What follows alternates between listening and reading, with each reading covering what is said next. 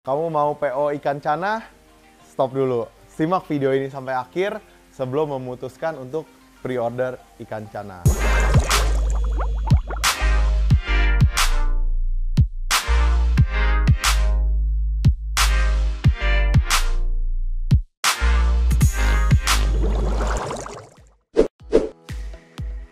Video ini disponsori oleh Venus Aquatics dan lampu akuarium Sibilion.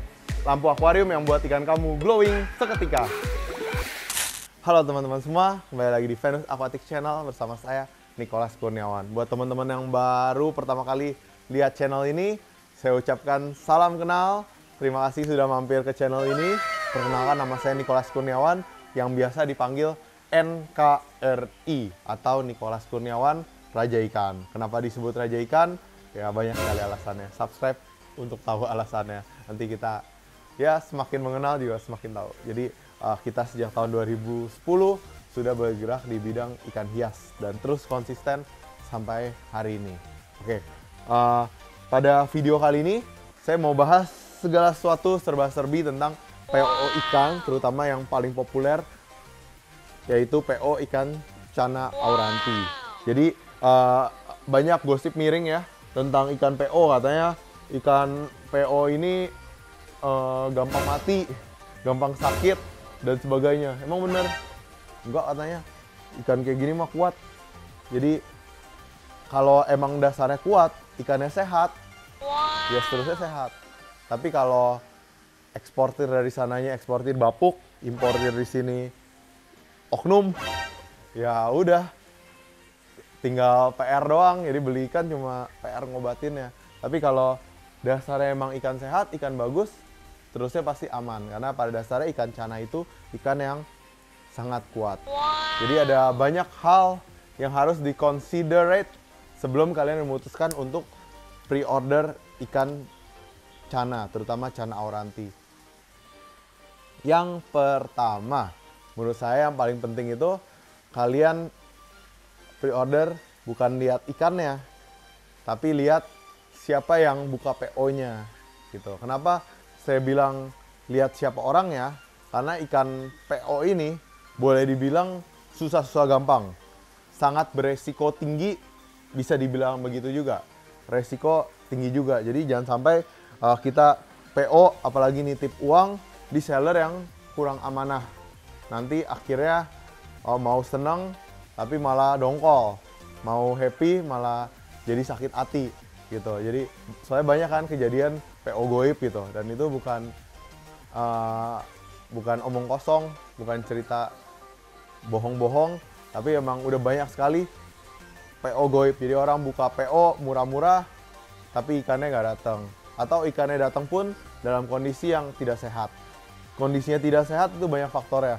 Bisa jadi karena dari awal kondisi ikannya kurang bagus, bisa jadi karena sellernya ini nggak punya pengalaman dalam kirim-kirim dan packing-packing ikan gitu. Jadi kalau bingung di Venus Aquatics aja, karena kita udah berpengalaman sejak tahun 2010 di bidang ikan hias dan konsisten sampai hari ini.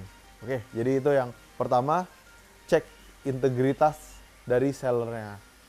Nah, yang kedua yang harus diperhatikan juga itu kualitas ikannya sendiri.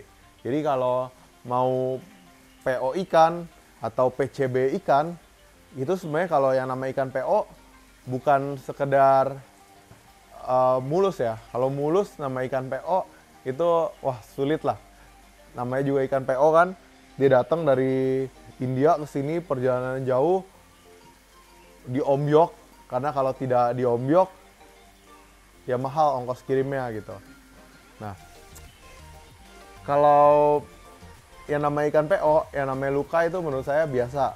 Apalagi kalau luka sedikit-sedikit itu wajar banget teman-teman. Yang paling penting, jangan sampai beli ikan PO yang lepas lendir. Kalau ikan PO ini lepas lendir, itu pengobatinnya paling susah. Kalau cuma sekedar jamur sedikit-sedikit bisa dicabut pakai Aquaplast beres.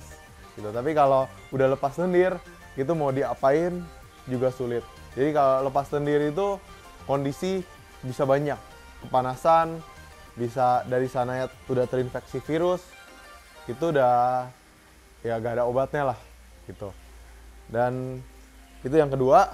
Yang ketiga yang teman-teman harus tahu, ya namanya ikan auranti itu adalah ikan musiman. Ada waktu-waktunya harganya tinggi, ada waktu-waktunya harganya murah. Apa yang mempengaruhi harganya naik dan turun?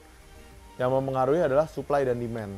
Kalau supply-nya pas lagi banyak, permintaannya banyak juga, maka harganya akan tetap. Kalau supply-nya banyak, permintaannya sedikit, harganya akan turun. Tapi kalau supply-nya banyak, permintaannya meningkat, apalagi meningkat lebih banyak dari supply, harganya akan naik. Ya kurang lebih seperti itu, hukum ekonomi. Jadi pada bisnis apapun juga seperti itu. Tapi kalau mau tahu dan pelajari lebih lanjutnya, kita sempat bahas juga di video lain. Bisa dilihat penjelasan lebih jelasnya. Gitu. Jadi harus diperhatikan waktu-waktunya. Jadi kalau teman-teman maunya atau sukanya ikan yang besar-besar, itu adanya ya di bulan-bulan Desember, Januari, Februari. Itu auranti yang jumbo-jumbo itu harganya murah semurah-murahnya dan quantity bisa didapat dalam jumlah yang banyak.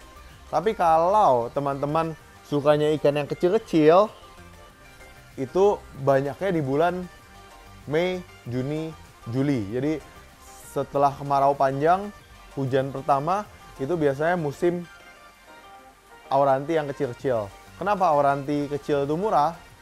Karena satu, ongkos kirimnya murah. Dua, ikan auranti seperti gabus lain kebanyakan waktu pertama kali lahir itu mereka masih pada ngumpul tuh. Jadi dapetnya gampang. Kalau yang udah gede, mereka udah berpencar, berpisah kemana-mana, nyarinya lebih PR. Dan selain itu juga ongkos kirimnya lebih mahal. Jadi seperti itu teman-teman. Nah, poin yang keempat, setelah teman-teman udah berhasil mendapatkan ikan PO di harga yang tepat, dari seller yang tepat, dan di waktu yang tepat juga, pokoknya segala sesuatu yang udah tepat, teman-teman harus tahu juga bagaimana cara penanganan dan perawatan ikan PO. Jadi kalau yang namanya ikan PO, terutama auranti PO, sebenarnya kalau dari dasarnya kuat, sehat, diapain juga ya mantep aja. Karena pada dasarnya nama ikan gabus ya ikan kuat gitu. Tapi ada beberapa hal yang teman-teman harus tahu yang mungkin sebelumnya tidak kepikiran atau tidak kita ketahui.